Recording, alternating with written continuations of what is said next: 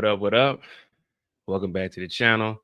I'm MoedotJ. Oh, this is also the Mo You Know. We're going to be talking about the Untold documentary on Netflix, and it's also going to be a little bit of free time. So we're going to be jumping around. We'll probably start off with some free time first, and then we'll go into the documentary. Now, the documentary is only about an hour long on Netflix, but it is pretty good. It talks about how his career started off, him going to the Super Bowl, and then the unfortunate untiming unaliving of the young man. But it's a pretty good documentary. I literally just watched it an hour ago. So I was like, man, we'll go ahead and talk about that. But before we get started, thank y'all for the birthday wishes. You know what I'm saying? We done made it, y'all. We done made it, man. We got one more year and we done with these things called 30s. We got one more year and we done with the thing called 30s, man. So I gotta make it a good one. I gotta go out with a bizang. A bizang, a bizang. Now, I told you guys I was waiting on this to come in.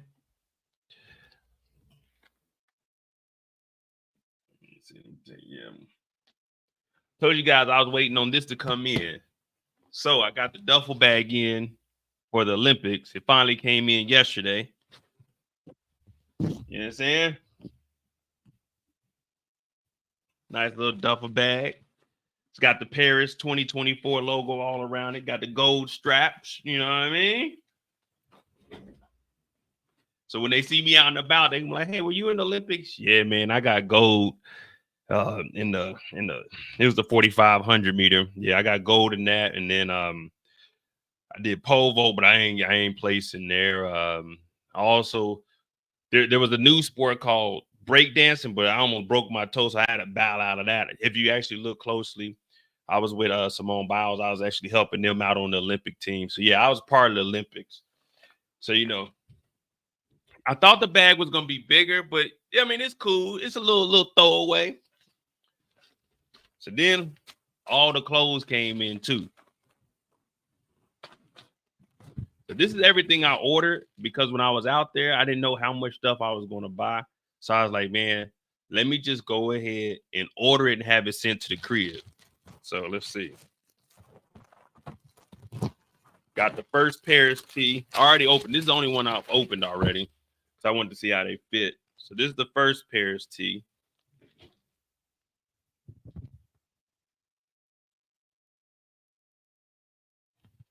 So we got that one. What else we got? Now this one right here is a little bit better. This one's way higher quality.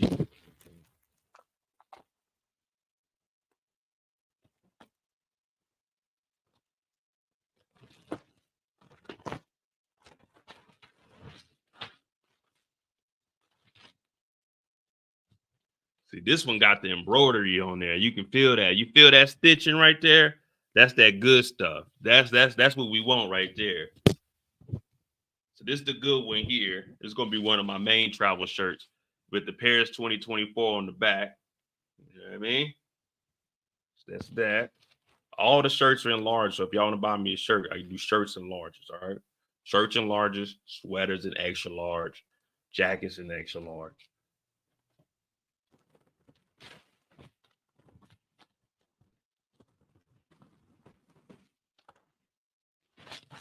We got a hoodie.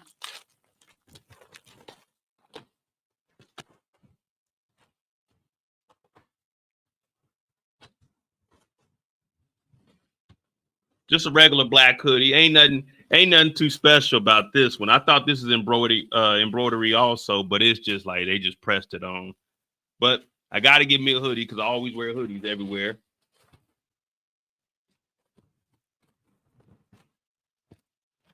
What are these?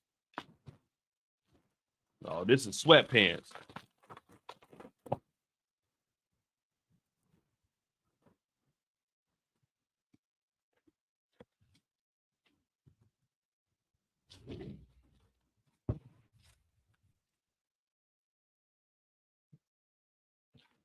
So it's got Paris 2024 on the side.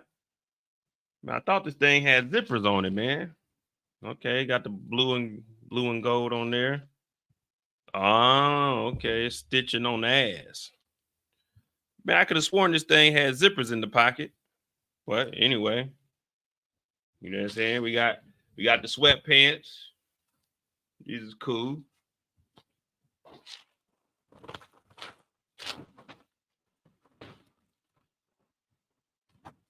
I went a little crazy. Then I copped another hoodie because you can't just have one black hoodie. You got to have a white hoodie also. So I say, let me go ahead and cop the white one. Now, this white one goes with the first Olympic hat that I bought when I was out there. My French collection. I apologize.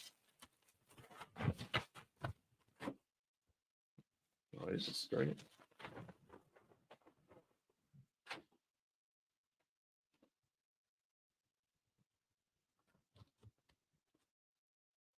So just got France and the Olympic rings. I got the hat that matches this one. It's a blue one.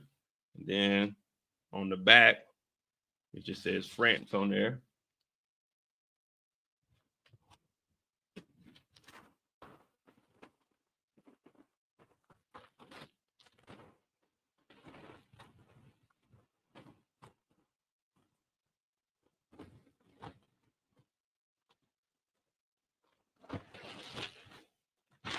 Then I got the Paris hat. This one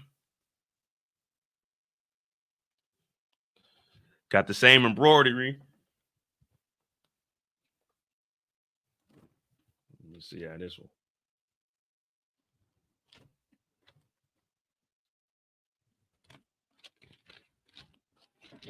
You see what I'm saying? You see what I'm saying? How I did that, how I mentioned Master's Honor. You know what I'm saying?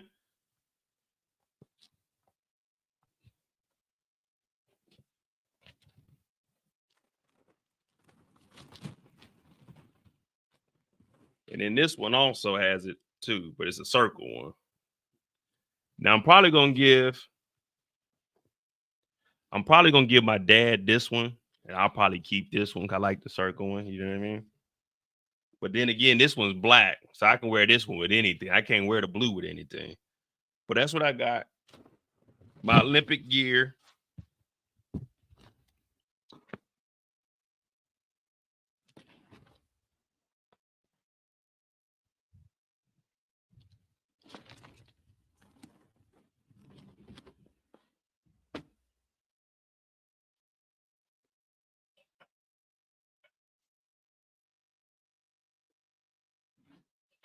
Oh, I didn't even see on the back of the black hoodie. I thought this is the only thing on there. I knew I bought it for something else. All right, so it's got all this on the back. Paris 2024. All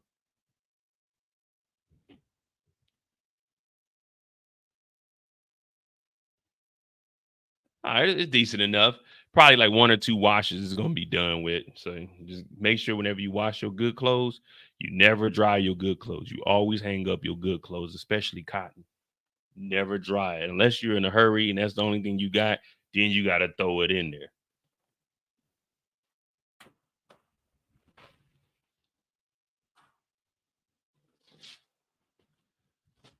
What am I sipping on? I ain't sipping on nothing. I got work in the morning, y'all. I'm a responsible adult. If this was me 3 years ago, oh man, I would have been on this live like 5-6 hours for y'all. But I got work in the morning, so I can't be sipping.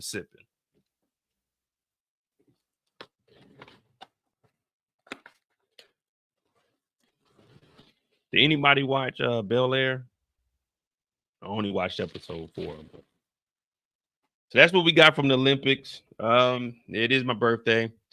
I didn't do anything exciting. I came home, recorded Bel Air, ate, sat around and bullshit.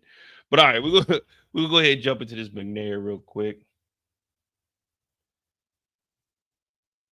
Jump into this story after binge watching. Yeah, I didn't see. I told people yesterday, I was like, man, they're gonna drop 3 episodes. Everybody's like, nah, Mo, you're a liar. Nah, Mo, you don't know what you're talking about. Nah, Mo, who are you to say that 3 episodes are gonna drop? Nah, Mo, what the F are you talking about? Nah, Mo, the app don't say 3 episodes are dropping.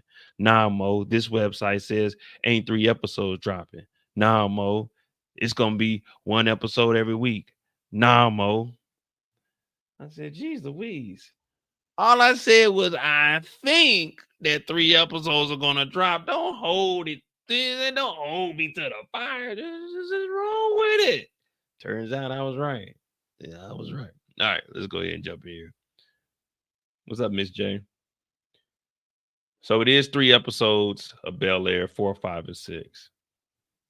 Yeah, I listen. I don't want to hear we were going off the paperwork. We know what type of time it is over on my channel. Eric, what type of time is it? It's on my channel. Oh yeah, I just got it over there so we can get some time. Real quick before we get started, Eric said we were going off the paperwork. Eric, what do we have over on my channel? I want Eric to answer this, and then we'll jump into this Untold, the Murder of Air McNair. You think I go any episode without the paperwork? I got the paperwork.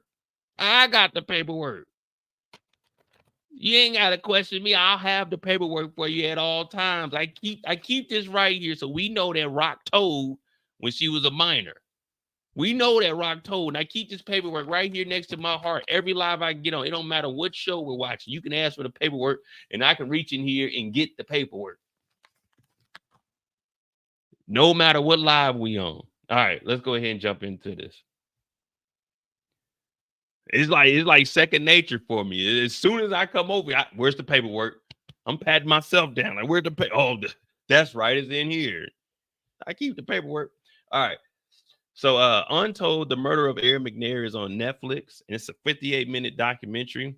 Now, if I'm telling the truth, which I will because it's a true story, um, the documentary really could have only like been 25 to 30 minutes long, but they're building it up to show the relationship between the coach and Steve McNair. So I mean, they do take it all the way back to when he was in college and him coming out of a HBCU and being the third pick in '95 to at the time was the Houston Oilers, who ended up moving to Tennessee and became the Titans, and then they ended up getting another team back in Houston, which became the Texans because the name, the Oilers, it was sold up, saying they weren't giving that name back.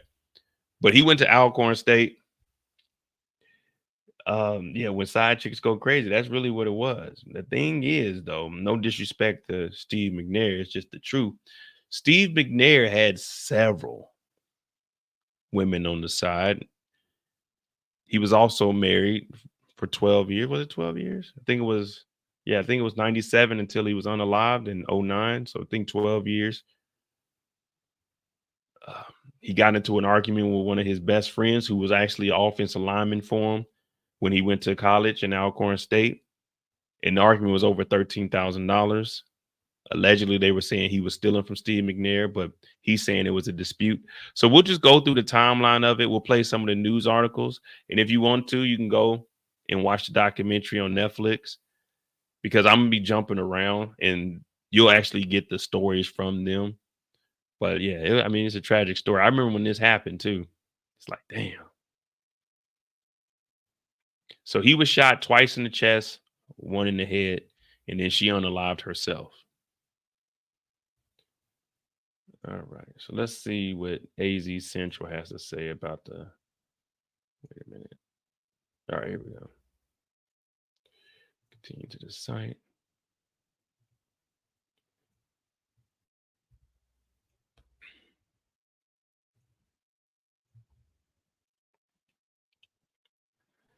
$18 minutes, 24.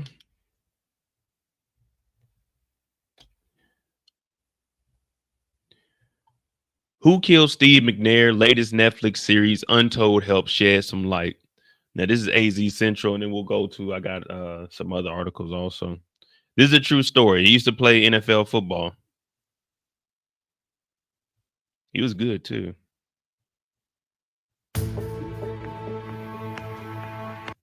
In 2009, former Tennessee Titans quarterback Steve McNair was found unalived in his Nashville condo. McNair was killed in an apparent murder-suicide by his girlfriend at the time, Jenny Kamizi. I don't remember how to say her name. Kazmi or something like that. We'll just say Jenny.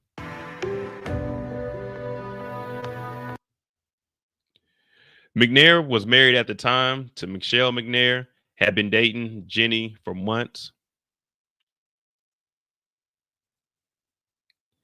4 days later, police said Jenny killed McNair before turning the gun on herself, but for some questions about the incident have lingered. Now, the gun that she bought from a convicted felon named Andrew Gillum. He sold the weapon to her, but he was making phone calls, and I think they said it was over 200 phone calls. Kazimi? No, I don't know. We'll just call her Jenny. She's dead anyway, where she belongs.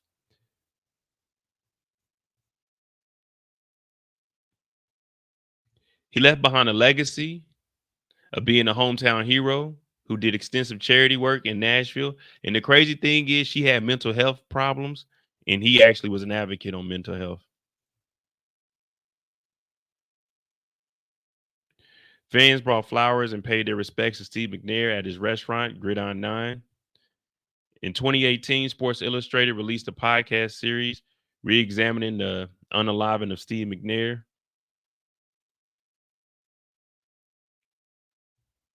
That's all the information they're going to give us on this little short video.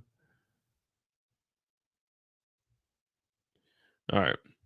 In the 2009 murder-suicide involving former NFL player Steve McNair is the subject of Netflix's latest episode of its hit sports documentary series, Untold, which returned for its fourth season on Tuesday. Untold, the unaliving of Air McNair takes viewers through the pivotal moments of the investigation following his death and profiles the quarterback's rise from Alcorn State to NFL stardom with the Tennessee Titans, the team that helped lead to the 2000 Super Bowl. Now, if you don't know about the Super Bowl, this is the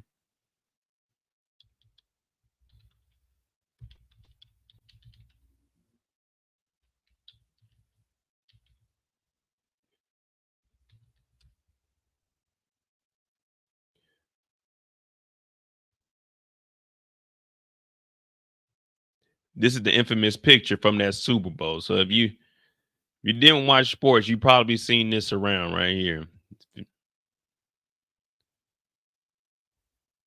Dyson was reaching for the end zone. They could almost won this Super Bowl. I mean, it would have tied it up, but this is how close they were to tying up the Super Bowl.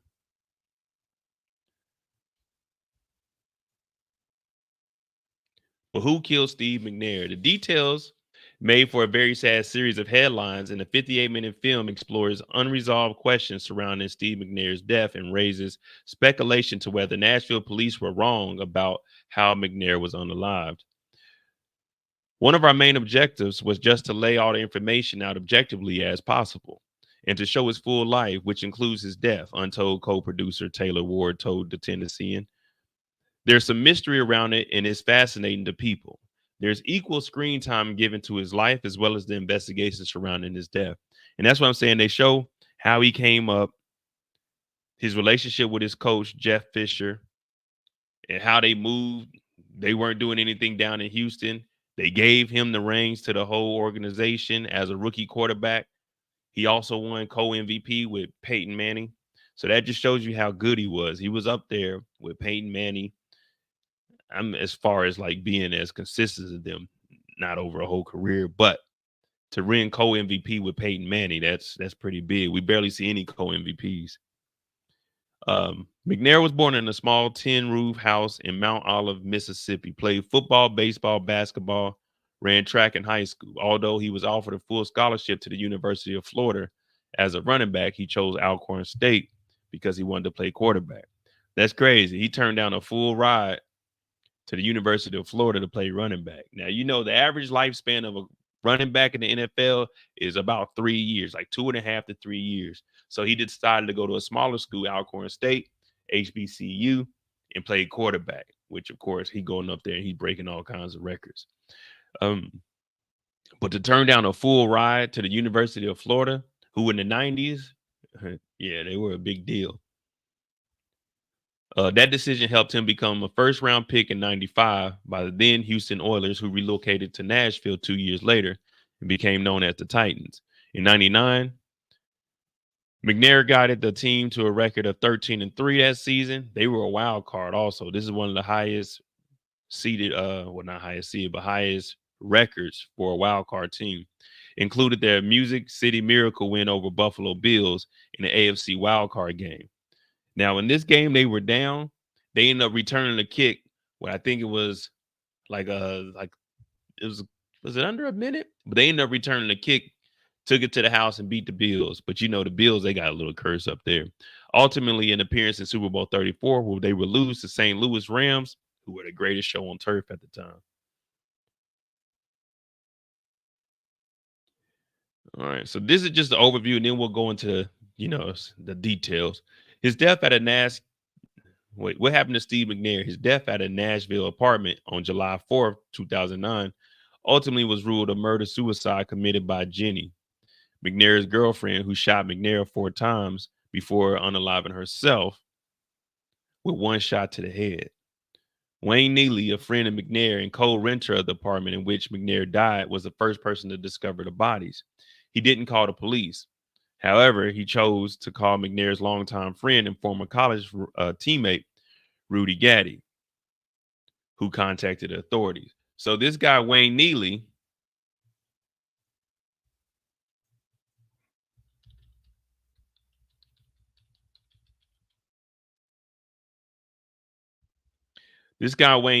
seen the bodies in the house.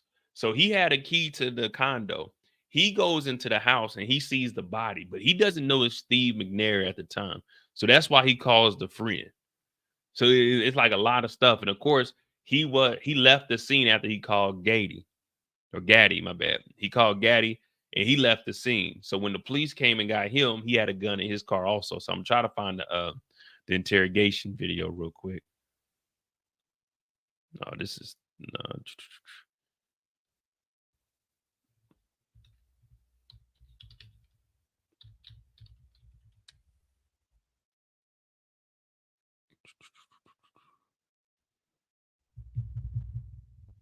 I know somebody got the audio.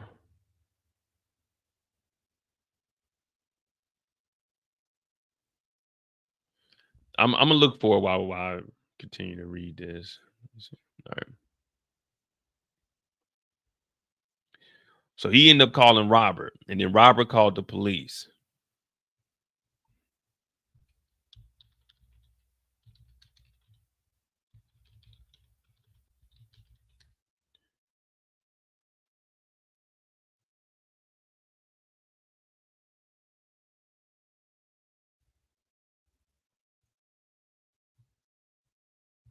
So here's the phone call.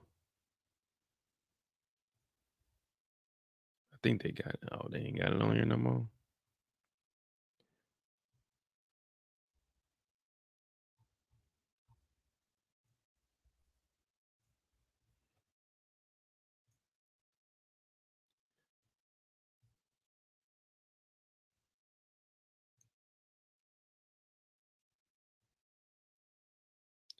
Man, they done wiped this off of everything.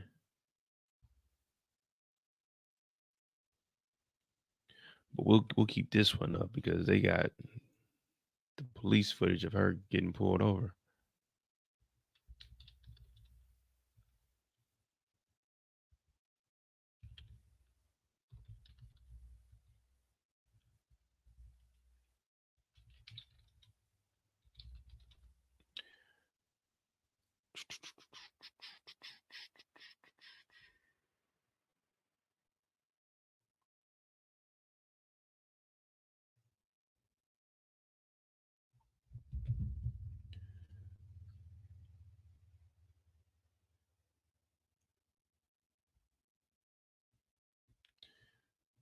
If we can't find it here, I'll just get the transcripts and then we'll just read it off. But I think they might show it on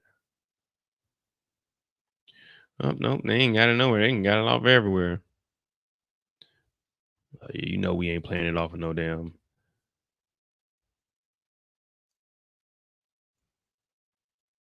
Here we go. Oh my God. Hello? Hello? Hello. Yeah, what's going on, man? This is 911. Oh my God. Sorry, what's going on? Sure. Hello? Hey, what is his address? What's his address?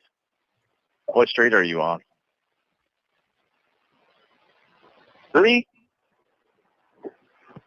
Sir, what street are you on? I don't. Second and Lane? Second and Lee. All right, what's your name? My name is Rob. Rob, what's going on? Yeah. Okay, Rob, It's been Second and Lee don't cross. Where are you at? at this at a condo. Okay. Do you know what the address is? What? Hey man, I'm trying to ask this guy right here. Okay.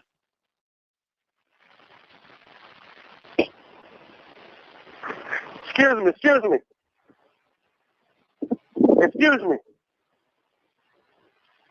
Excuse me. Okay, I'll tell you what, let's do this. Rob, tell me what's going on. I've got it. Where are you at? Rob. Yeah. So right now, Rob's in the house, and he had to go outside because he doesn't know the address because Neely called him over there. So sometimes you don't know the address or something, you just know how to get there. And this is another condo that Steve McNair had in Nashville. So even when you watch the documentary, they'll say this isn't like a discrete location; it's just a regular condo that he had because he was also taking care of this girl Jenny. She worked at Hooters. She was like 20 years old. So that's why they got this picture of Hooters up, because he used to go back and forth to Hooters, Dave and Buster's, and that's how he met her when she was out. They even have the boyfriend of Jenny, the ex-boyfriend of Jenny, who they thought was a suspect. They got him on the documentary also. Yeah, tell me what's going on. Somebody's been shot. I haven't checked the vitals, but Okay, all right, bear with me. I'm going to help you out here. Where exactly are you at 2nd and Lee? Rob. Yeah. Okay, boss, talk to me so I can try to help you here, okay? Give me some info. Where are you? I'm trying to find exactly where I'm at, sir. I'm walking out here to the curb. Okay. Is the person breathing? I don't look like it. Okay.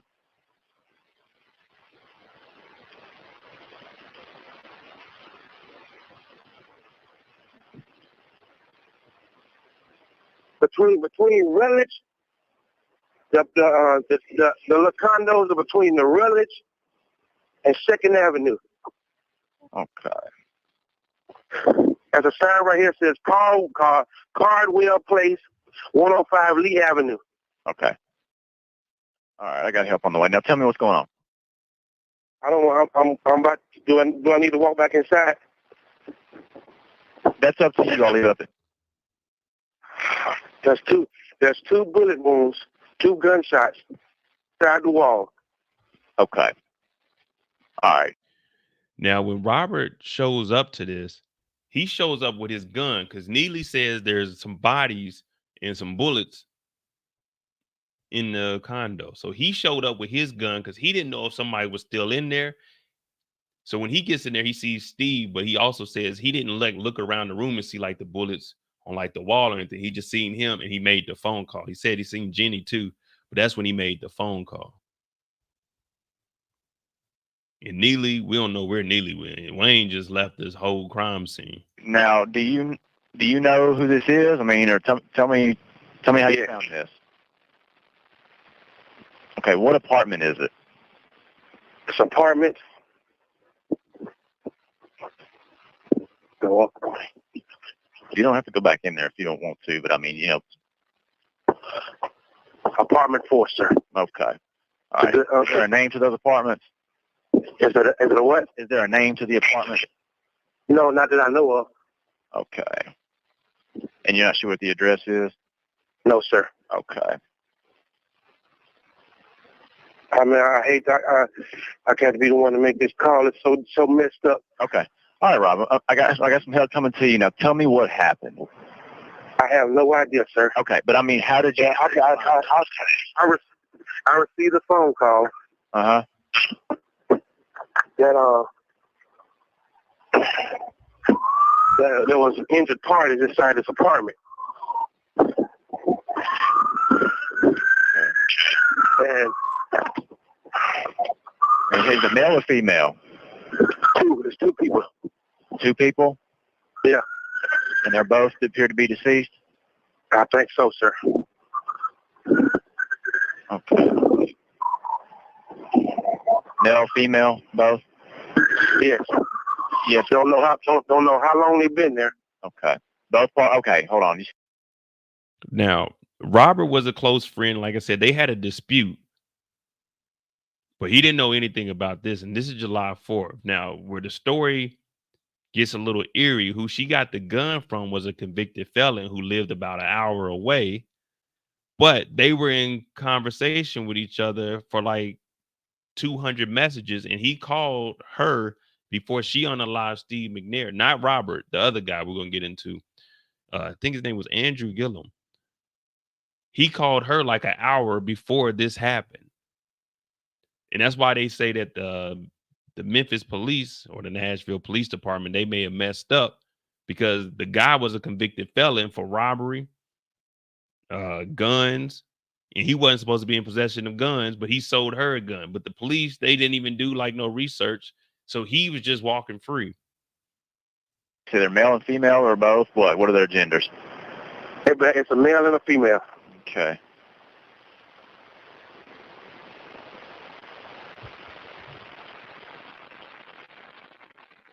How many? Do you see the officer yet? No, I hear the sirens though. Okay. It's so messed up. I haven't even been upstairs. Okay. You got a call from who? His name is Wayne. Him and the one was here share this apartment. And he came by. You know what I'm saying? He walked in and got a bill, but he really didn't pay no attention to him. He said, man, I think they're hurt in there. So he called me because he know I'm a man's best man. So I check on him, and it's not looking good in here. Okay. And you said the guy's name is what that you got the call from? Wayne. Wayne. You know his last name?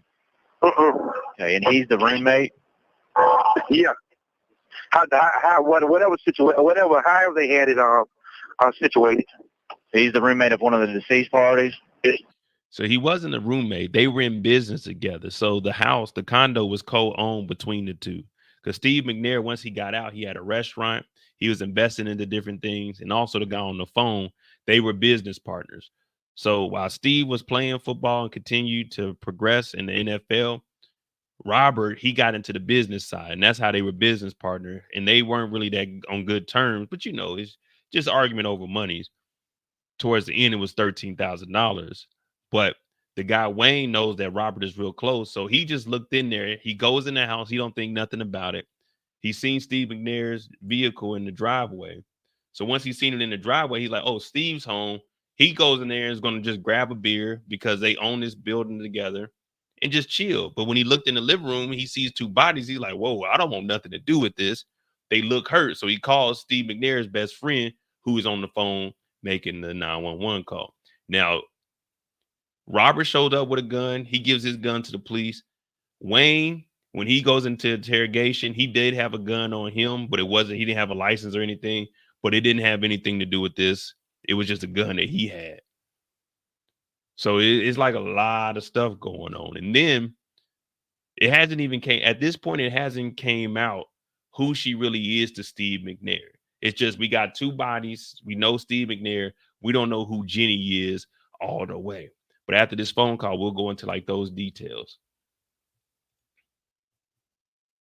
Thanks, so, sir. Okay. I don't know all the details. Yes, I did, sir. Who are you and what's you doing here? My name is Robert Gay. Okay. And I received a phone call, and I came down to check it out. And who called you? Wayne. The guy who shared the apartment with him. He just thought that. Yeah. Hey, give me a fight. Can I get off the phone now? You can't talk to the officer. Bye-bye. So that's that. I don't know if we can be able to get the interrogation room, but yeah, Wayne was in there. He was like, "Hey man, I ain't had nothing to do with it. I do got an illegal gun, but I ain't got nothing to do with it." All right, so that's where we left off. Robert Gaddy made the phone call. McNair, the NFL's co-MVP in 2003 and three-time Pro Bowl selection, was 36. All right, let me see. Oh my God. So this right here, what we're about to watch now, this is what happened 2 days before the unaliving, if they got the video. I knew it. They ain't got nothing is up anymore.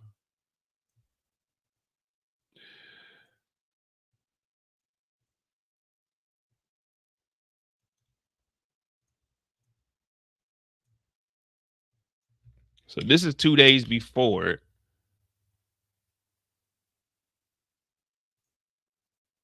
This is the girlfriend, Jenny.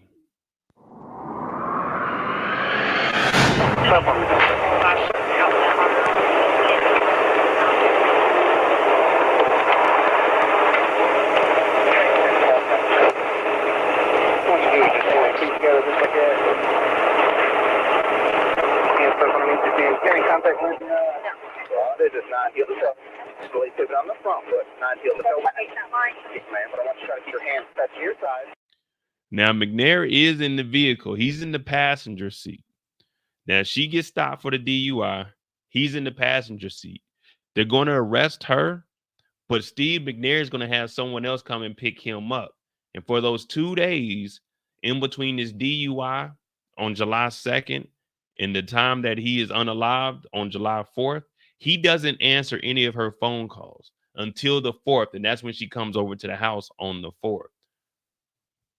So this is just showing like what was going on prior to July 4th. What up, DeMarcus? Slow down at your speed while you walk. Count the number of steps out loud. You understand that? 1, 2, 3, 4, 5, 6, 7, 8, 9.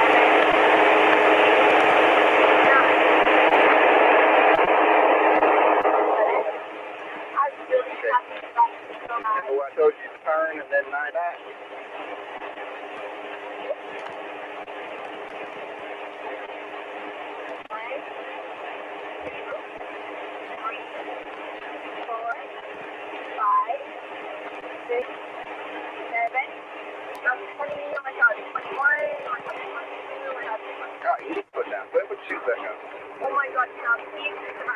Yeah, we're gonna find the place right now. There's only been one time they told me to walk the line, and I told them I couldn't walk the line. I got bad balance. My ligaments all tore up in my ankle. I can't even walk on one foot, sir. So I'd be out here looking like a fool if I was to try to walk that line for you. Can't do nothing about it. Hey, I can't walk the line right now. Hey, I'm fucked up, man.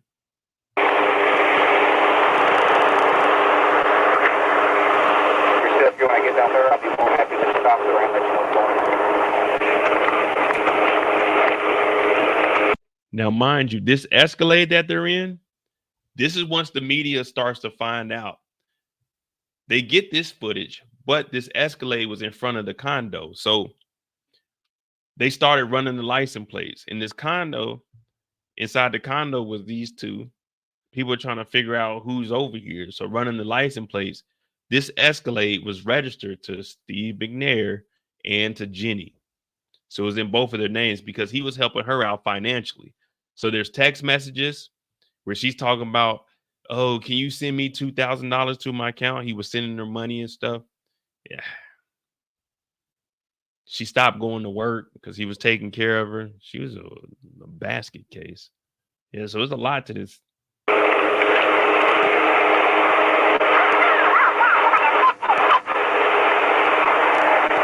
you, sir. Well, I'm going to have your take with me. You can go on. I told them they couldn't take the car yet, but they could either put around or leave whatever that is. They didn't take the car or come back to my car. Two others. The front passenger is extremely complicated. What if I'm playing not guilty? Then we'll have to have a trial. I don't.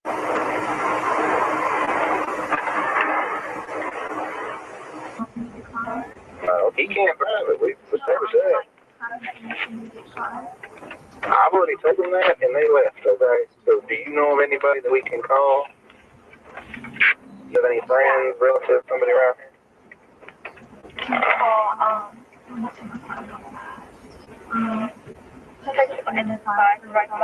Right. What? There, yeah.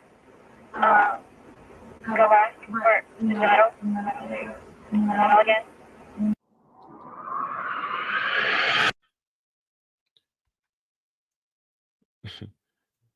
Say it sound like a trick. I mean, you got to look at it like this. Steve McNair made over $150 million playing in the NFL. $2,000 ain't hurting nothing. $2,000 is like if you got $1,000 and you give a little kid $2. It ain't hurting you nothing.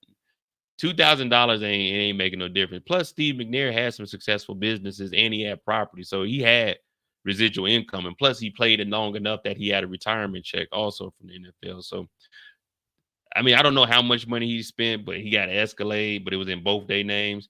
Never put the vehicle in their name unless you're gonna turn them payments over to them. That's the only time you put the vehicle name in their name. If you're gonna relinquish the payments to them because they think they about to get a free vehicle.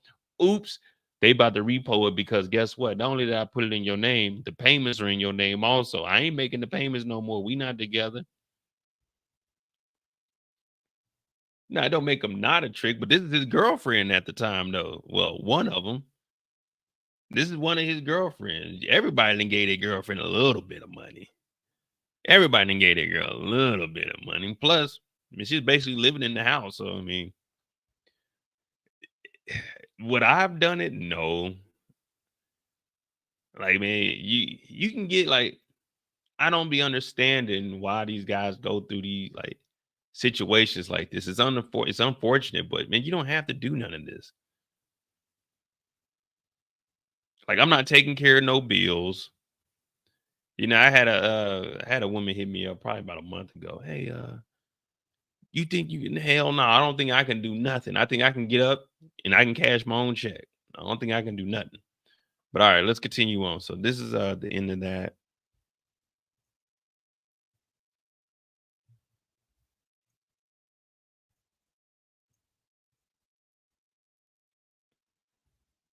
Oh yeah, he had a wife, he had a girlfriend, he had multiple girlfriends.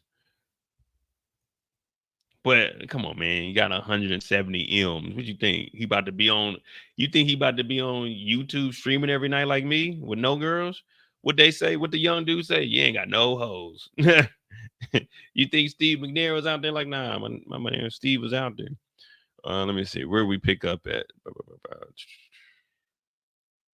That's who he was.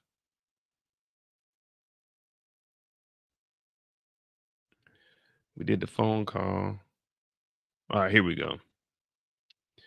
What was Steve McNair's relationship with Jenny? Jenny was a waitress at the local Dave & Buster's restaurant in Nashville with whom police said McNair was having an affair. McNair had been married for 12 years to his wife, Michelle, and had 3 children at the time of his untimely death. McNair's wife and children are not interviewed in the episode. Excerpts of police interviews with Jenny's co-workers and family and friends featured in the Untold included them saying that McNair and Jenny had talked about adopting children. And see, he didn't have to do all of this. You ain't got to lie, man. You got to let them know exactly what it is. It ain't going to be nothing serious.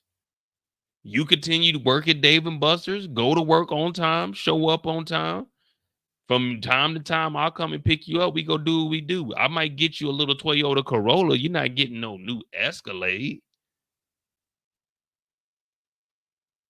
You might need a little help here and there. I might have like $1,000 for you to, hey, you better cover 5 months with that $1,000. It's 2009.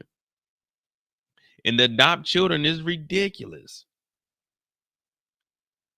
Adopt children. Like, why do you don't have to tell her none of this. Also, one of the friends said the Friday before this happened, the Friday before the unaliving, she said Jenny came to work and said her life is so messed up right now, she should end it. But you got to remember, this is 2009. So when people are hearing someone that sounds suicidal, no one's reporting it. Nowadays, if you hear somebody say that, like, hey, oh, you know, you actually talk to them because you hear about it too often. But they said the Friday before it happened, she said she should end her life.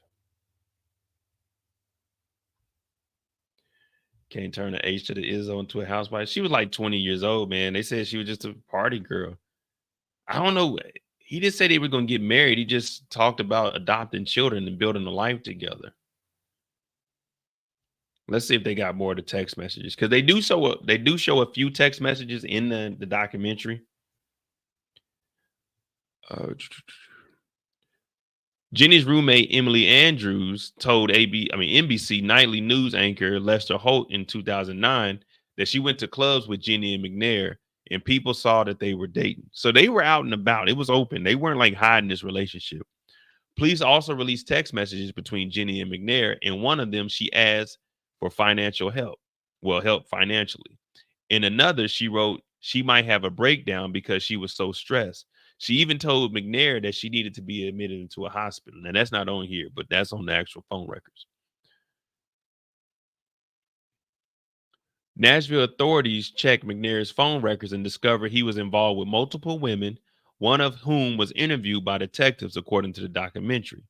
People close to Jenny, interviewed by police, said that she had realized McNair was seeing other women. How are you going to be the side chick and mad that he's seeing other women? Do you not know you are the other women? I never understood that.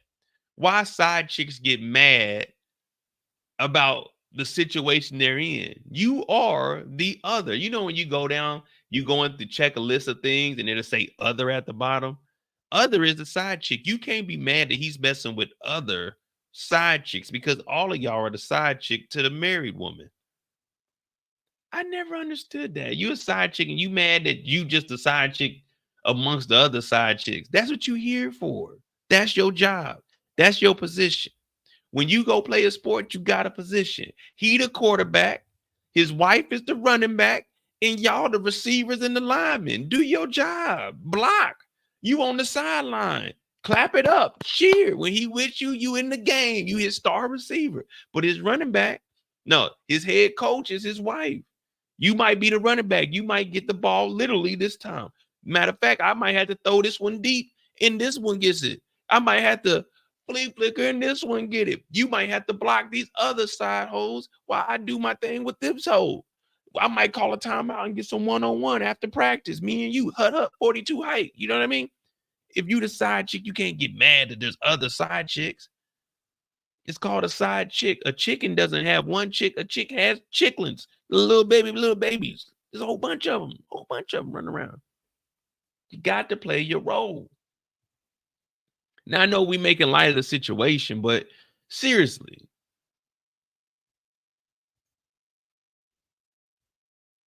yeah, if you're going to be the side chick, be the best side chick. Don't you ever bring up his wife's name. Don't you ever be in the vicinity of his wife. If you see his wife about face, go the other way. Just play your part.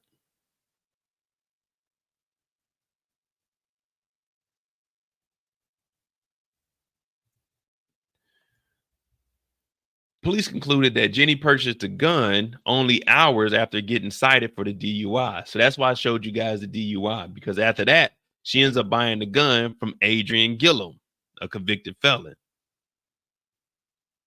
So 2 days before was the DUI. Hours after the DUI, when she was released, she went and got the gun. 2 days later is when she went to McNair's. They said she bought the gun off a Tennessee man, Adrian Gillum, a convicted felon who was on parole after serving time for second-degree murder and attempted robbery. So this is where they say they feel like the police dropped the ball because he was a convicted felon who openly told them in an interview in front of his girlfriend that he bought the gun from a pawn shop, because they traced the gun to the pawn shop. The pawn shop gave them Adrian's name. They drove an hour to Adrian's house, interviewed him in front of the girlfriend. He told them about the gun. Then they subpoenaed his police records, and they found out that they were in conversation for over 200 phone calls. And he talked to her an hour before the unaliving happened. So that's why they said the police may have dropped the ball with Adrian, and he may have had something to do with it, because he just did time and was on parole for second-degree murder and attempted robbery. You see, so it's like everyone's like, wait a minute, it's a lot of pieces to this story.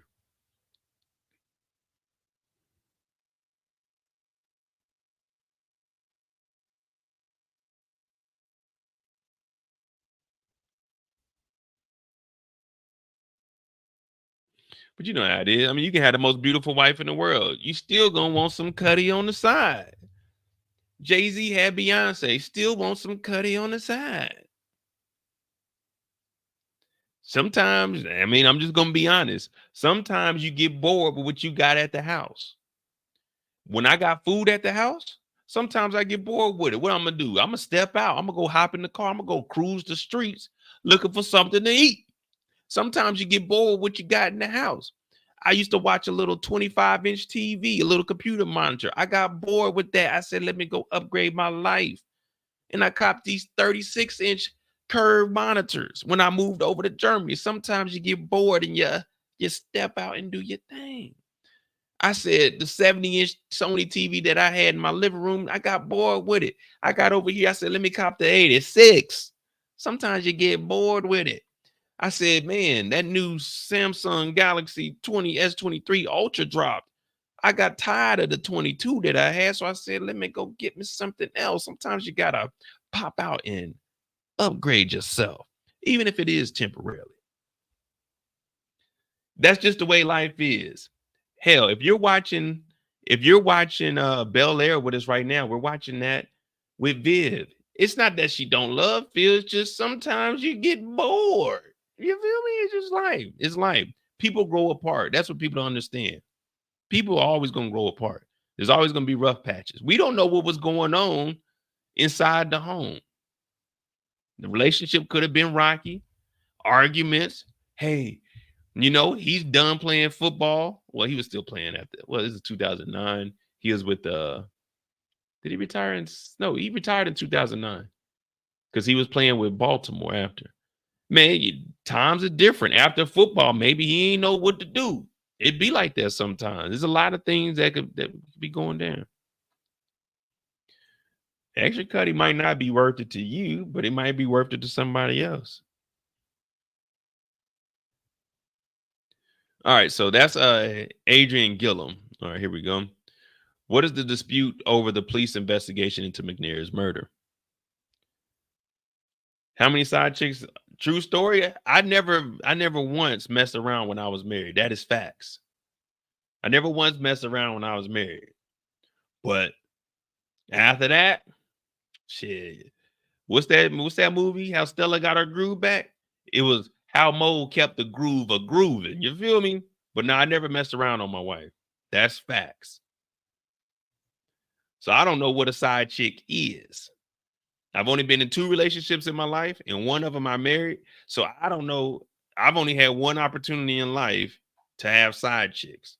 Anything other than that, it's just the multiple women that I am involved with, because I don't do the dating. You know, I'm involved with. I don't do. Hey, this is my girlfriend. What are we in high school? I don't do the dating. We can go out. We can get something to eat. We can hang out. We can do what we do. But we ain't dating. We ain't no boyfriend and girlfriend. We too old for that shit. So I never had a side chick. Now, I'm always up front with my women. Y'all heard Mama Mo on here multiple times. Julius is always up front. He's going to see other women. Miss Mo, why does he talk to other women? You can't be mad at my son. He told you he was going to talk to other women. So I'm always honest, because I'm not going to end up in a situation like this. And if I sense that anybody is starting to get jealous, then I just cut them off and continue on with life, man. I don't put up with that BS. I've been living too long to get caught up by a chick. No. I can't do that. No. If I'm gonna go out, I'm gonna go out like a G. I ain't going out like no sucker. No disrespect to Steve McNair, but I'm not going out like this. But they said he was asleep when it happened, though. So how many did Steve have? They didn't say. They just said multiple. So multiple get 3 or more, because a couple is 2. So multiple got to be 3 or more. I thought he said, nah, because all I seen was Mo. Like, I seen my name, and I thought it said, how many side chicks did you have? You said he had several. Oh, yeah, Torian, you just missed the whole rundown. You just missed the whole rundown of getting bored. Like, yeah, I mean, a side chick is just a side chick. That's it. Nothing more, nothing less. It's like, all right, you here today, gone tomorrow. I mean, it's really how it is, man. That's life, if you're a player. What is the dispute over the police and the investigation of McNair's murder? We'll pick up from there. A private investigator named Vincent Hill, who has written a book about the investigation, questions his findings and appearance on Untold. Now, they also said he was going on like CNN. He was doing all kinds of interviews about this. And they were like, man, you don't even know what was going on. And this is his first. So this guy, Vincent Hill, this is his first murder. He's never he was a private investigator, but he never did a murder / suicide before. This is his first one. He's just writing books and stuff. And they like, man, this dude don't know what he's talking about.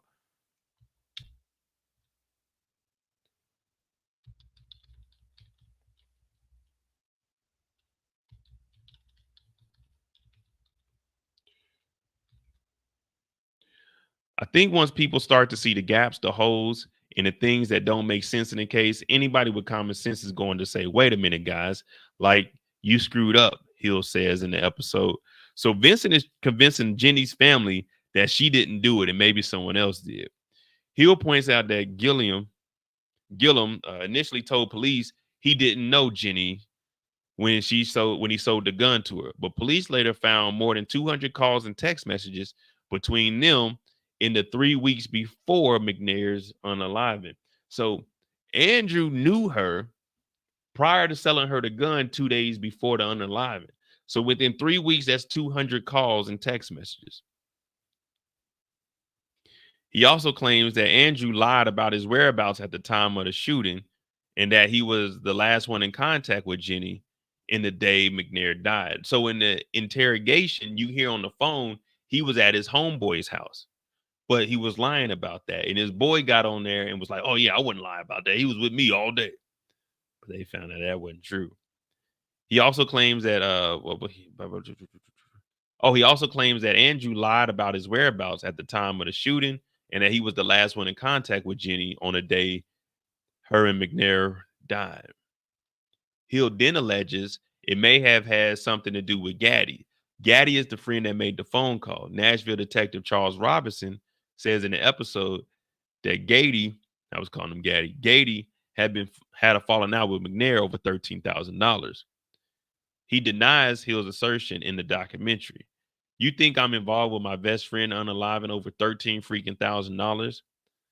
I've had to listen, ridicule, and conspiracy theories, but deep down, I'm feeling this weight is that only if I had not had an argument with McNair, I would have been there for him. Robinson also refutes Hill's claims.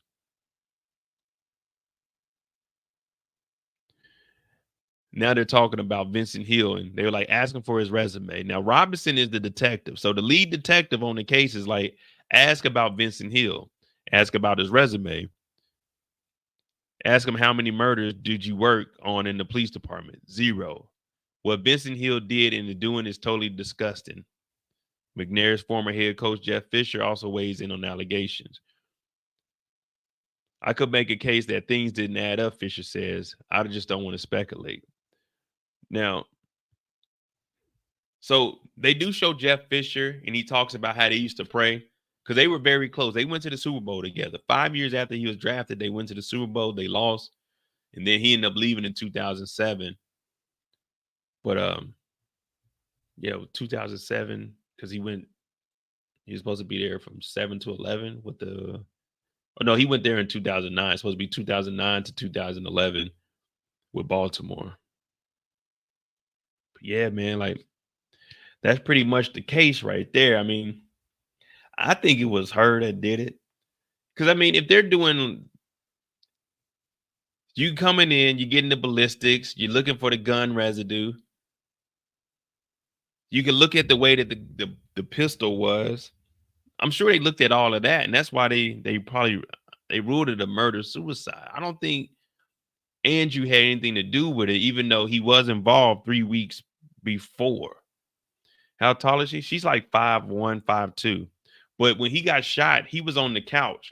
He was on the couch. They said he was asleep, and he got 2 in his chest and 1 in his head. So he was like leaned over on the couch, and she was laying on the floor by his feet next to the gun.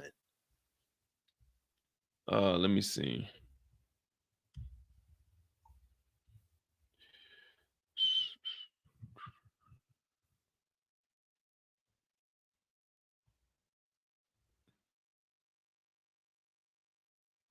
Oh, so he went to the Ravens at 6. Okay, I was off. I was off by a year.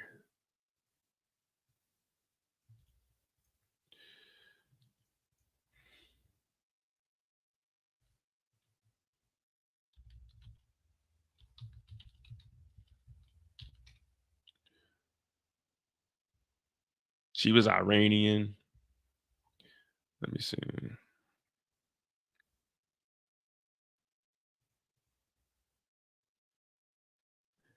Tragic past. Now, oh yeah, a little bit about her. She used to live in Iran. Her mother was murdered when she was when she was 9, and then she immigrated from Iran to the United States after her mother's death.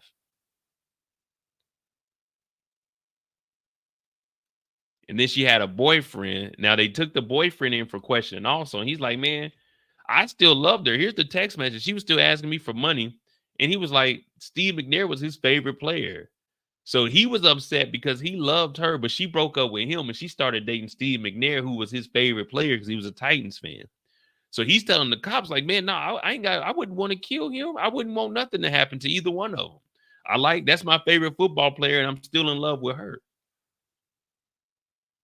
So they brought the boyfriend in, and he's like, whoa. His name is Norfleet. He's like, hey, I ain't got nothing to do with this.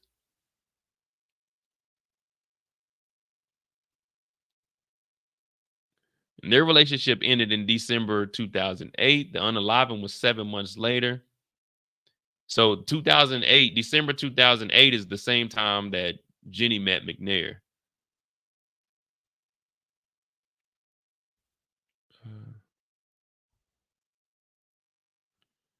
Jenny told her family and friends that her new boyfriend was going to get a divorce and marry her. McNair even told at least one of her friends the same thing, according to documents. Come on, Steve. In May, on her 20th birthday, he co-signed with her on the purchase of a black Escalade, although she told friends she wanted to make the payments to maintain her independence. She was asking for money because she couldn't pay her phone bill. How was she going to be able to afford a Cadillac Escalade?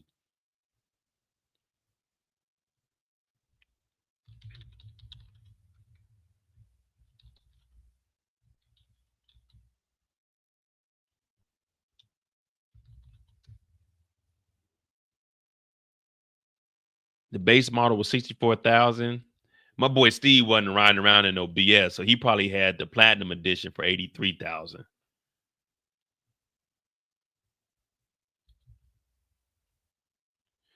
She was 20. She was 20. So let's see, 83,000 divided by 5 years, 16,600 a year.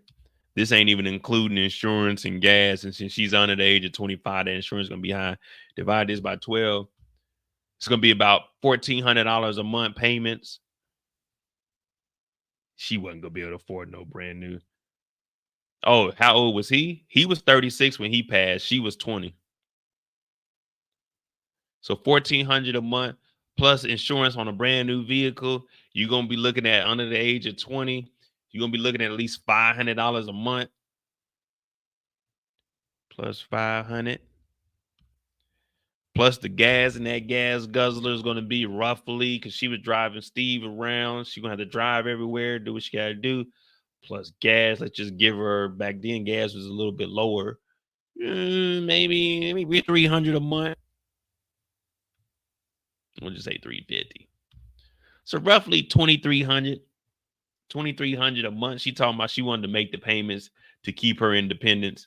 But she was asking her boyfriend for money. When she started dating Steve, she was asking Steve for money. There's no way she was making $2,000 payments a month just to maintain the Escalade. That's not living expenses or nothing. Now, let me see. Where's it at?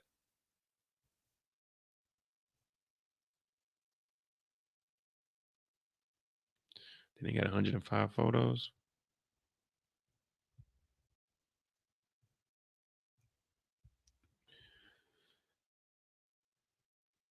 Why was he dating a young girl? Well, I mean, he was 36. He's not about to date a 45-year-old. He's not going to date a 50-year-old.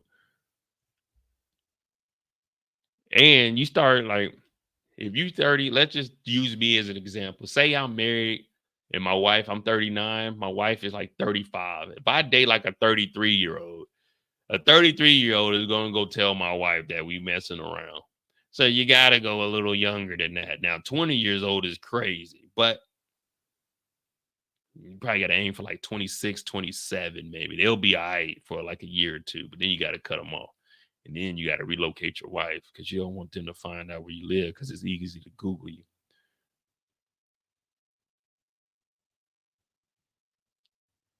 I want to know how old the other woman was that had the interview, though.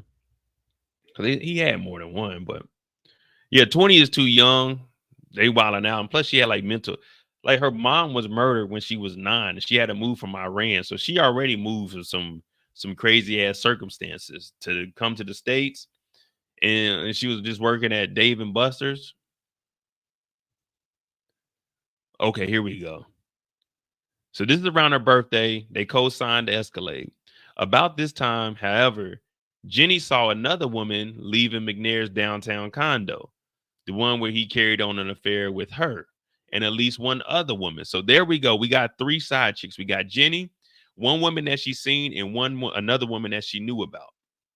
So, excuse me, that's 3. Her roommate at the time, Emily Andrews, told police that Jenny had confronted McNair about it and that he had assured her she was the only one. Then Jenny confided to Fleet, her ex-boyfriend, that she knew Steve McNair was seeing someone else other than his wife. See, so she was okay with the wife. How can a side chick get mad that there's other side chicks when they are the same as you? You were in the other bracket. So she tells her ex-boyfriend, who's already heartbroken, that, hey, I love you, and now you're dating my favorite football player, but you're telling me he's messing with other women. I don't want to hear that mess. I'm trying to get you back, girl. You know I love you. She says, I know the truth about what he's doing. He's been lying to me the whole time. Norfleet told the police that's what she told him. Leah met McNair in early May and began a dating relationship that would carry on until his death. Now, Leah is the one that was on the call. Let's see how old Leah is.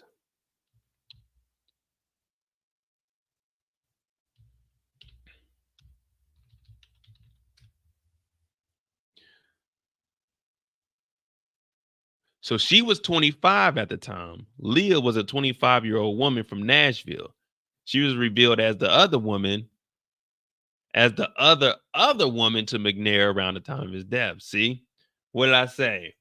Didn't I call that? You got to go 25, 26, like the 25 to 27 range. They going to be cool with it. They ain't going to tell a soul. See, when you get the 20-year-olds, they wilding out. They don't know what the fuck is going on. She got mental health issues. She wilding out, running around the city, telling her ex-boyfriend about what's going on. Leah didn't say nothing until the unaliving happened. She's like, wait a minute. He was unalive because she felt a certain type of way. But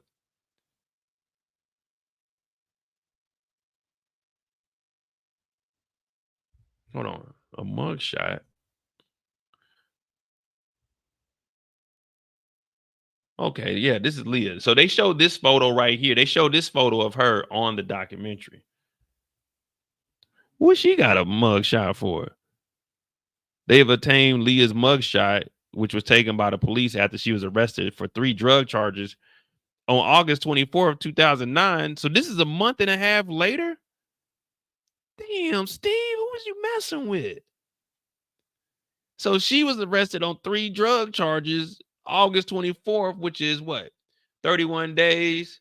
That's 26, 27, 27, 24. A month later, 27, 24 was at 11, carried a 1. 51 days later, she gets arrested for 3 drug charges. I didn't know she had 3 drug charges.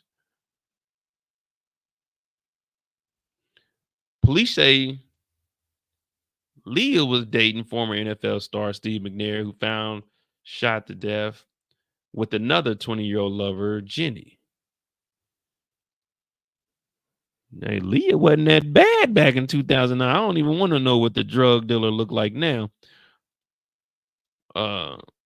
As for Leah's trouble, she was arrested August 24th, 2 felony drug offenses and 1 misdemeanor. The first charge came after police say they observed Leah selling 150 pills of the prescription painkiller Lortab to a confidential informant. They always get hit by the CIs, who was wearing a wire on August 18th.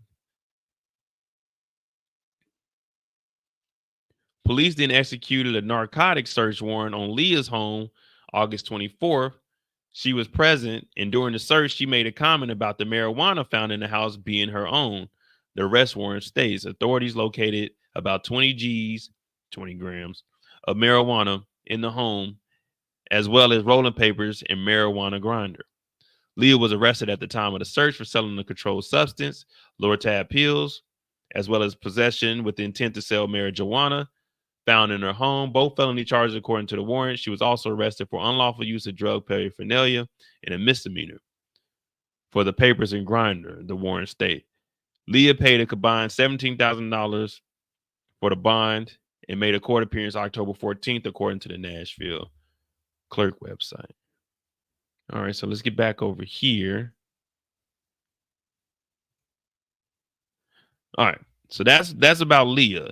Leah met McNair in early May, June, July, so 2 months before the unaliving, and began dating relationship would carry on into his death. At some point in June, Leah told investigators she noticed a woman in a black Escalade following her after she left McNair's. So the woman that she seen McNair leaving the condominium up here turned out to be Leah in the black Escalade. See, they don't go into this detail on the documentary. That's why y'all got me. Hit that like button, hit that subscribe button. We figuring this out. I didn't even know Leah was a drug dealer. I thought Leah was just, you know what I'm saying, just kicking it. But no, Leah was a drug dealer. And she got followed from Jenny from the condominium in the black Escalade that she got for her 20th birthday that was co-signed by Steve McNair. And this is prior to Steve McNair telling Jenny, oh, I can go ahead and tell you you were the only one. But Jenny knows she ain't the only one because she just followed Leah the other day in the Escalade. So now I got two of my in the club and they know about each other. So two side chicks know about each other, but they ain't tripping off of the wife. They're tripping off the side chicks because there's one more side chick that we don't know about. Now, this is what they don't tell us. We're getting the behind the scenes. This is a MoedotJ, the Mo You Know exclusive. So she said she noticed a woman in a black Escalade following her after she left Steve's condo. She said she saw the same vehicle on her street or circling the block several times in the following weeks. Now, this is in May, June, July. So when Steve wasn't answering her phone calls, Robert says in the documentary she wasn't used to Steve not answering the phone calls. So she probably got that DUI. And since Steve wasn't answering the calls, she thought that he was probably messing around with Leah because now she knows where Leah lives. She's been following Leah. She's been circling the block where Leah lives also. So, all right. On July 1st, days before, Jenny found used condoms in Steve's apartment, and she told a friend. So they do show that on the documentary. They bring up the condoms. So it's either Leah was over there or it was the other side chick.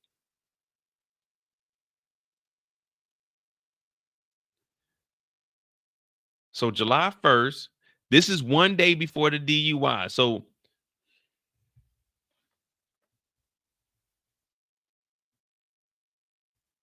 all of this has been happening. July 2nd is the DUI. July 1st, Jenny finds used condoms. She goes and tells her friend about this. July 2nd rolls around. Steve McNair has been caught up with the condoms in the trash can. Now, the reason he's with Jenny and they're out drinking and stuff is because he's trying to get her mind off of what she saw. This is how the DUI happens because they go out and about. He's like, yeah, you know, you're the only one. They drinking. He's trying to make her forget about the rubbers that were at the condo. This is how the DUI happens. Now, the DUI happens, and there is a phone conversation. She's on the phone. He's like, don't tell them anything. Because mind you, she's 20 years old. She's underage drinking also. So she gets the DUI July 2nd. A couple of hours later, she's not hearing from Steve McNair. She doesn't hear from Steve till July 4th. She buys the gun a couple of hours after getting out of jail. And now she hasn't heard from Steve. Where's Steve at? Bring, bring, bring, bring. No calls. She already seen the condoms. Now it got her thinking. The 4th, she goes over to the house. She goes in there. Steve is like, all right, well, she done showed up. I'm going to let her in. He ends up going to sleep because she was there for a while. The unaliving happens. Now, this is all alleged because we don't know if anybody else has something. But we know 3 weeks, Andrew, who sold her the gun, allegedly a couple of hours after she got out of jail and talked to her an hour before it happened, we don't know what he had going on. But we know that he was a second-degree murder. So I'm about to try to tie all this together. Second-degree murder and a robbery. He's talking to her, and she's probably confiding to him, oh, Steve is messing around. He's been giving me a little bit of money, but he's messing with somebody else. So Andrew's like, well, you know what you need to do. You go over there with that thing, and you air this thing out. Now, all this is alleged. But I'm just trying to figure out how all this happened. But we can confirm on the second, the DUI happened. The first, the condoms were found. And that's why Steve is with her on the second when the DUI happened.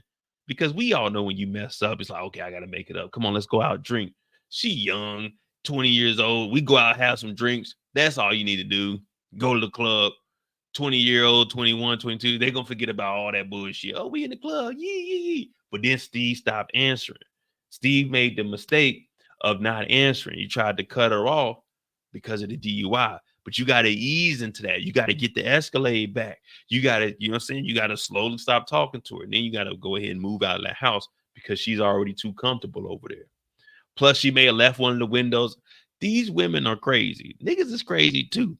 But she probably leaves one of the windows open just in case she want to climb in the window one night to see what you're doing. She's already been stalking the other girl. I'm pretty sure Leah said that she told Steve that she seen this black Escalade and she seen the Escalade parked on the street, and it's the same Escalade that was over at the house. That's why she called the police and told them, oh, I know about all of this. I've been messing with Steve and I know whose Escalade that is. You see what I'm saying? So this is wild. But y'all not getting this behind the scenes on Netflix. Netflix ain't doing their due diligence. That's what I'm doing. Hey, yo, what is this? As soon as we talk about doing our due diligence, they trying to take it to another article. Now let's get back into this. All right, here we go. So they found the condoms. Well, Jenny found the condoms on July 1st, told her friend about it. So she probably called Steve, and Steve was like, on the second, we're going to go out. The same day after, that same day, she approached a man she had known for only a few weeks about buying a gun. Thank you, Tamika.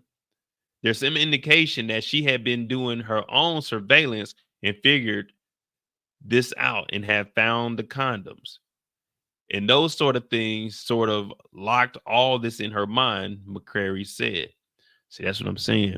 Now, if you're going to be doing some creeping, first of all, fellas, you should have learned this at an early age.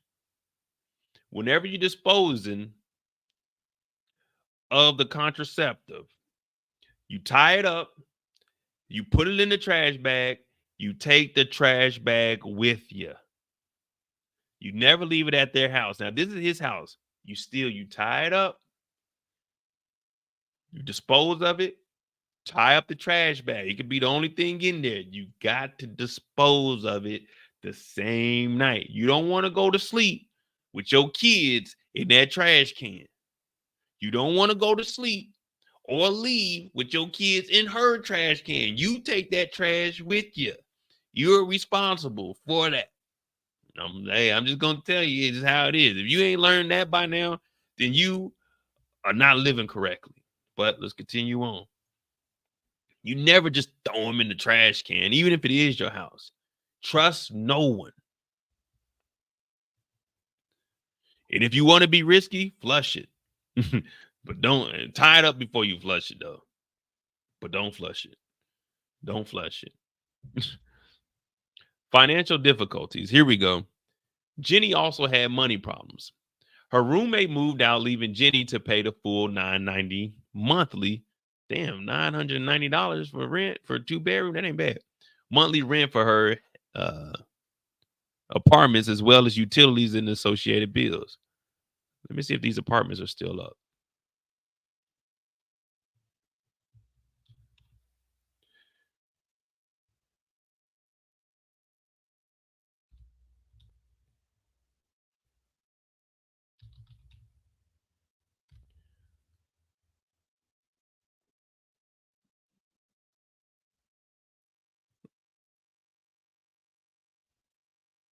Okay, so here's the apartments here.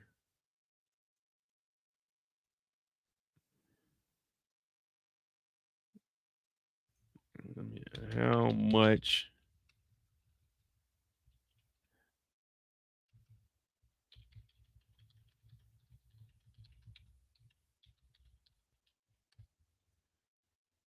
We're gonna ask them how much for a 2-bedroom. Floor plans. All right, good. That's exactly what we needed. Floor plans. So in 2009, it was $990. Dang, $1,700.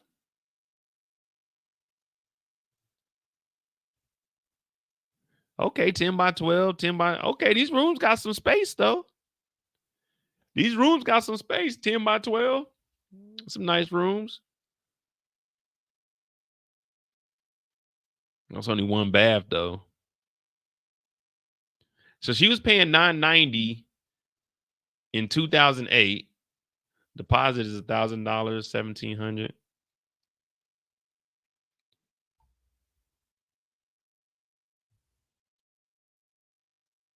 Where are we at? And mind you, remember, we just did the math on the Escalade. It's roughly $2,300 a month for the Escalade, brand new, if she wanted to make those payments. But we knew she had financial problems. I brought that up earlier. And she could barely afford to pay $990 in rent. This is what they call hood rich, when you have a vehicle that is worth more than the place you are currently residing at. That is a no-no. That is financially irresponsible, because even though the vehicle costs more, it's worth less because it's already depreciated. You're not going to get showroom value back for that vehicle. So this is what we call hood rich. This is what the big timer said. Ain't got no job, but I stay sharp. You feel me? All right, so her roommate moved out, leaving her to pay the full $990 plus utilities. So let's just say $1,200 a month. Jenny had given her Kia, the vehicle she drove before she got the Escalade, to a friend to make the payments. So that friend abandoned the car and asked Jenny to retake possession. Wait, she gave her friend the Kia that she was driving before she got the car she was driving before the Escalade to a friend to make the payment. So what, she sold it to her and then the friend abandoned it? Exactly. Can't pay my rent because all my money's spent. But that's okay. See, this is what I keep telling you guys. Living above your means. Yeah, you guys might say Mo is bougie. Yeah, I like to spend money on my trips, but I still cut the costs when I go there. When I'm home, I don't really spend no money. I'm on these lives with y'all. I'm chilling. I'm in the crib unless I'm traveling. My car, yeah, I could have came over here and got me like a 23 BMW, a 2020 BMW, a 2018. I said, why am I spending? Who am I trying to impress? I need a car that got Bluetooth. I need a car that's cool on gas, that's going to get me to work into the motherfucking airport. I caught me a 2011 BMW 328i. I paid $6,000 cash for it. And guess what? It's going to last me for 3 to 4 years. And then when that's over with, I'm going to cop me a 2015, 2016. By that time, it'll be 2027. I never buy cars that are newer than 10 years old.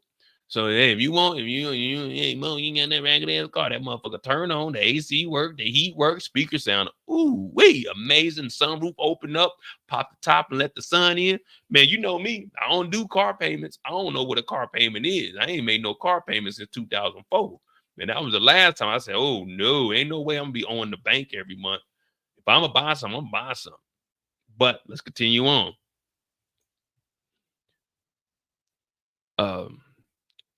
Jenny discovered that her friend had not made payments on the last couple of months, leaving her to catch up while making a monthly payment of about $800 on the Cadillac. Now remember, what did I say? It's about $2,300 a month for this Escalade. Remember, she's paying half. What did we do on the math? We said it's about $1,300. She's paying $800. That means he's paying the other $800. So that's $1,600, because I ain't even add in like the interest and everything that you got to pay. But I said with insurance, gas, we said roughly $2,400 a month. So she got $800 payments on a fucking Escalade, rent that is only $190 more than what her payments are, plus utilities. The vehicle was a waste. I'm not sure if she asked for this vehicle, but I'm guessing she did because she said she wanted to continue to make the payments. $800. Do you know the average payment of vehicles in 2024 is $500 a month? And it was $500 last year. It's up to like $650, $700 almost right now. So that shows you that 80% of Americans are living beyond their means, and they talking about we can't afford groceries, we can't afford rent. You can't afford groceries or rent because you're paying fucking $600, $700 on a motherfucking vehicle when you can get a reliable vehicle and only make like $200, $300 payments. But no, everybody want to keep it up with the Joneses. But hey, not me, not me.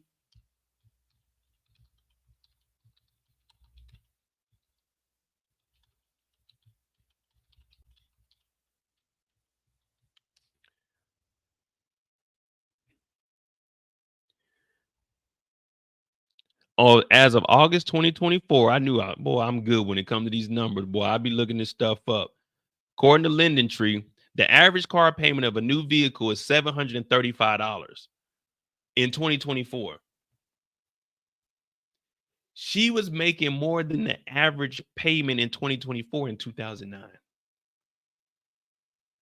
2009, that's what she was making. She was making $800 payments when the average now for a new vehicle is $735.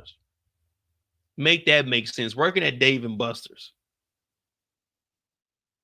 So if anyone has a brand new car, if they got a 2020 and above, and you hear them complaining about, oh, these gas prices, oh, the price of groceries, just look at them. And you guys call it pocket watching. I call it, this is a financial assessment. You don't look like you living right. Why you got a brand new vehicle if you talking about the price of groceries is high?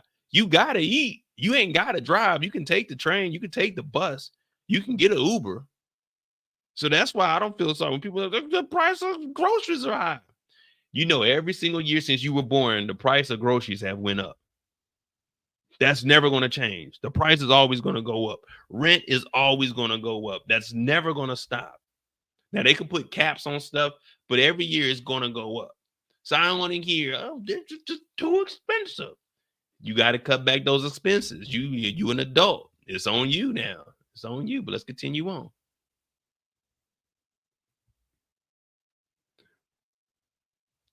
So the friend didn't make any payments. So now she got $1,790 she got to make a month. Bill collectors were calling, she told friends. On July 2nd, she used her ex-boyfriend Norfleet's computer to post an ad on Craigslist, placing her kitchen and living room furniture for sale. This is how bad it's getting, y'all. This is the day of the DUI. She made a post on Craigslist on her ex-boyfriend's computer, selling her kitchen table, probably like, what else you selling in the kitchen? You got your kitchen table, maybe a shelf. What, you think she's selling the microwave? Well, it don't say appliances. Let's just say the dining room table, the chairs, maybe a rug, maybe a little a cabinet. What else you selling out of the kitchen? You selling the furniture. That means your couch. You may have a chair, your TV stand, maybe another rug. This is all on July 2nd. And this is what the ex-boyfriend said. Norfleet said, I know she was stressed out. I know Jenny, and she's never been stressed out like that before.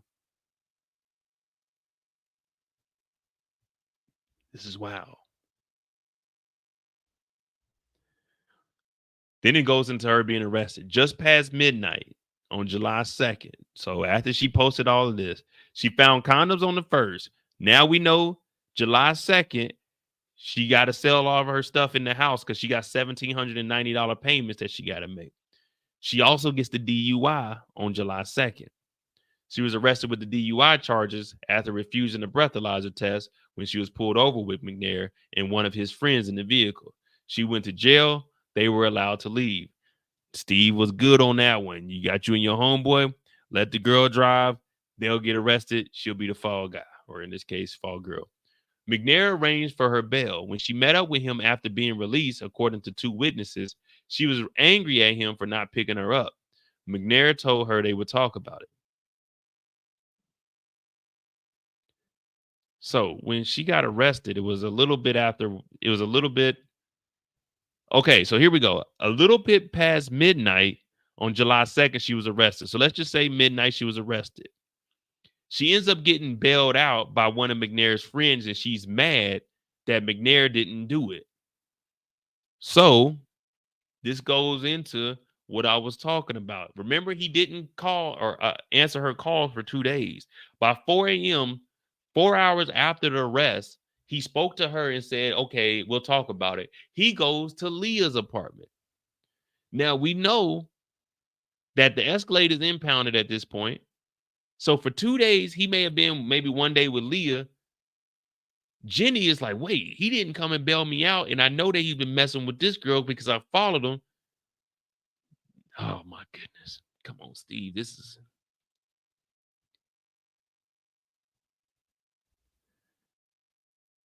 And then, all right, so that was at 4 o'clock in the morning on July 2nd, 2 days before the unaliving.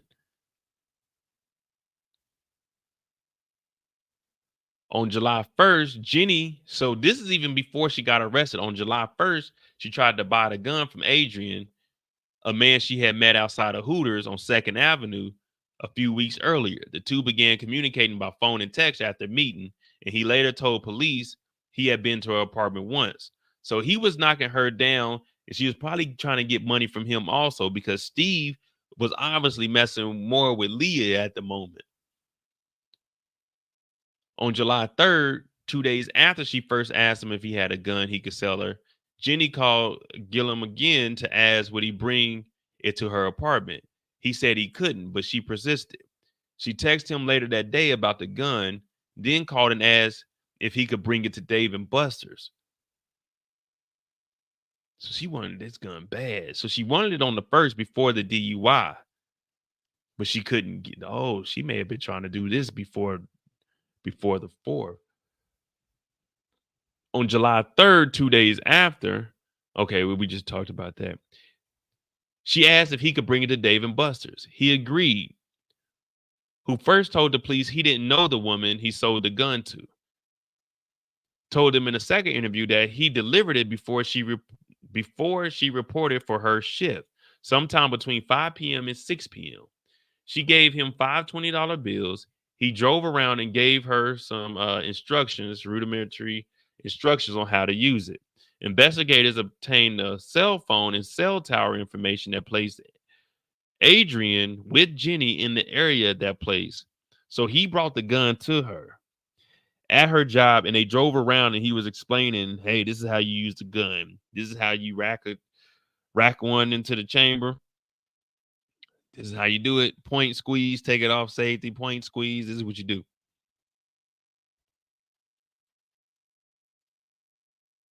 All right. The fatal decision. So this is getting towards the end, and then this is where we'll end it at. The fatal decision. At this point, McCrary believes her mind was made up. She had formulated a plan to unalive herself and McNair and decided to carry through with it. I couldn't mind read her totally at this point, but that to me seems to be it, he said. We are within hours of this thing and she's buying the gun and that's it. The decision been made probably right around then, maybe even a little before. Earlier on July 3rd, Jenny texted McNair several times in panic. She was having physical symptoms from the stress in her life. 10:05 a.m. on July 3rd, Jenny said, baby, I might have a breakdown. I'm so stressed. McNair said, everything going to be okay. 1 minute. 15 minutes later, Jenny texts back, baby, I might need to go to the hospital. Baby, what's wrong with me? I can hardly breathe. 6 minutes later, McNair says, where are you? 3 minutes later, what up, Tommy? Jenny says, I just want this pain in my chest to go away. 2 minutes later, McNair looks down at his phone again. You want me to come see about you? 10:34, 2 minutes later, she says, if it don't go away, I'll go to the hospital. 1 minute later, he said, okay, please let me know. I'm here if you need me. And this is 10:35 a.m. July 3rd, the day before. But that afternoon, after making arrangements to purchase the gun, she began to reach out to McNair by text to set up a meeting. So he sold her the gun on July 3rd around 5 to 6 p.m. The cell phone towers pinged that as correct. So earlier that morning, before she got the gun, remember, she's been begging him, hey, bring me the gun. Can you bring me the gun? Can you bring the Dave and Buster's? So this is that morning. And while this is going on, she's texting McNair. Now, this could be in the morning time in between these responses right here. She could be texting Adrian, hey, bring the gun, bring the gun, bring the gun. By the afternoon of making the arrangements to purchase the gun, she began to reach out to McNair by text. Now, this is 1 hour, roughly 1 hour before Adrian said he met up with her between 5 and 6. At 4:04, she says, baby, I have to be with you tonight. I don't care where. No response from McNair. 12 minutes later, 4:16 p.m., tell me, gonna be with me. Now, this is an hour before she gets the gun. He didn't respond to either text. So now she's getting the gun, and that's why they were saying she already had her mind made up. So at 10 o'clock in the morning, she was already thinking about it. She gets the gun 1 hour after saying, I want to see you, and he doesn't respond to anything. Maybe a response could have maybe like deterred her from doing it. But that night at work, Jenny ended a conversation with her shift manager saying, my life is just shit and I should end it. So this is after she gets the gun. She tells her manager, my life is just shit. I should end it. Well, go end your life. Don't end somebody else's too. And from here, McNair asked Jenny in early July to move into the downtown apartment. He also deposited $2,000 into her account to help her mountain payments. Now, $2,000 into the account, when she got $1,700 payment, that means she's gonna have $300 left. That means she's just gonna have to eat at Dave and Buster's for the free. Norfleet was exploring opening a line of credit to ease her financial problems and suggested that they go on a vacation and move back with each other. So the ex-boyfriend, and this is in the interrogation room, he hands them the phone. He's like, listen, I'll open up credit for you. Just move back in with me. You're stressed out. Steve McNair ain't really there, even though it says McNair asked her in early July to move in. There's only 4 days into July when the unaliving happened. In 2 days, he wasn't even talking to her. So it had to be July 1st. So the ex-boyfriend is still trying to help out. Like, move in with me. Let's take a vacation. Get your mind off of it. But Jenny elected to take a different path. What happens in these cases, they get very constricted view of their options. They just don't see any other way out. And violence seems to be the way to solve everything. She won't have any more financial problems. She won't have any more relationship problems. It resolves all those issues. McCrae also said it's a tragic decision, but the decision relieves a lot of stress because there's no longer any unsure about what way to go about and how to handle it. And it's to release all the psychological trauma.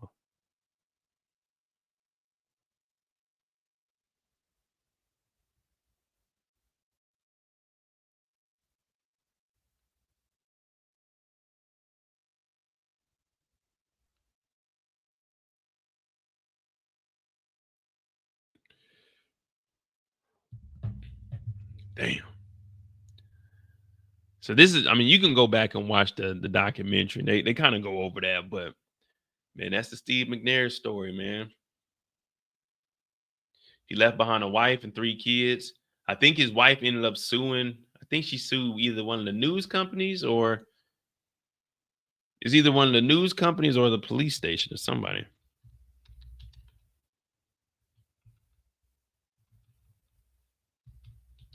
She never remarried either.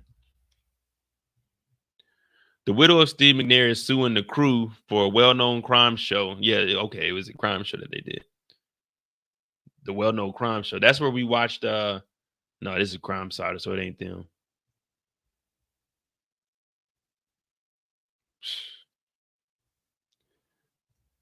The ex-boyfriend was delusional. And the ex-boyfriend being delusional, if Jenny would have just been to her senses, he would have been the one to be the hero. Think about how crazy that is. This whole time, his favorite football player was Steve McNair. He was hurt that the woman that he loved was dating Steve McNair, but even though she dated, he still wanted her back. And if he could have got her back, but she was losing her mind doing, we're not even gonna say she had mental problems.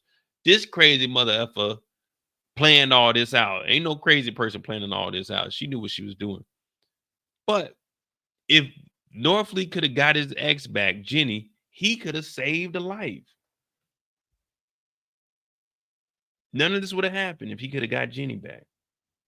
But Jenny was caught up in her ways, man. Damn. It's a wild story, man. But now we know a little bit more about it. What I would like everybody to do, I think it's pinned in the chat. If you're on MoedotJ, subscribe to my channel, The Mo You Know. We'll be doing more documentaries like this. The only reason I did this on both channels is because it was Netflix, and I was just doing a free live because it was my birthday. But subscribe to my channel, The Mo You Know. You know, we're trying to get 500 subscribers over there. And we do more articles like this. We do body cam footage, real life situations. So definitely tune into that channel over there. Subscribe to that for me, please. The Mo You Know. That's Steve McNair's story. It's on Netflix. It's only 58 minutes. So if you ain't got nothing going on tonight, you just hop on there, watch the episode. Like, damn, okay. Because you'll get the actual interviews. Hey, thank you, QJ. You get the actual interviews, and you can hear some from like the actual police officers, the ex-boyfriend. You'll hear a conversation from him about what was going on, his perspective. And I mean, they did a pretty good job. Netflix, I will say this, Netflix is starting to take over the documentary game. Oh, your birthday tomorrow? Okay. You just missed the cuffs though, man. You ain't no Leo, man. You're a Virgo. You're a Virgo. But hey, man, happy early birthday to you. Thank y'all for tuning in tonight, man. Thank you for all the birthday wishes. Cash App is pinned in the chat if you want to help a brother out. Subscribe to both of the channels, The Mo You Know, MoedotJ. 50,000 subscribers on this channel, 500 on that one. That's the milestones that we're trying to accomplish. I definitely appreciate you guys. Tomorrow is Friday. Remember, always be safe. Have a plan. We do got Labor Day coming up in 2 Mondays. Let me see. You know, the thing is, since I'm over here, I can't. So I got my Cash App, but I got to withdraw, like deposit it to my account. Because my credit card, I can't use my address over here because it was, I don't know, man, it's weird. Oh, Jalen, thank you. Thank you for the $25. Natasha Clark, thank you for the $5. Miss Derrick, thank you for the 20. Hey, there's a wing shop down here. I think tomorrow for Bel Air, we might have some wings on the live tomorrow. We might have some wings tomorrow on the live. I haven't had a good set of wings in a minute.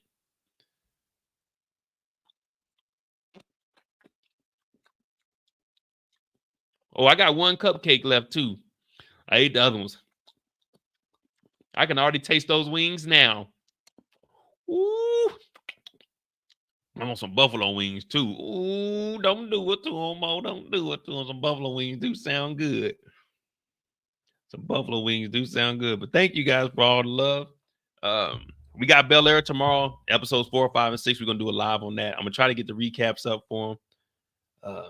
And we're gonna do what it do. You know, we're gonna have us a nice little 3-4 hour live on Friday night. We're gonna kick it.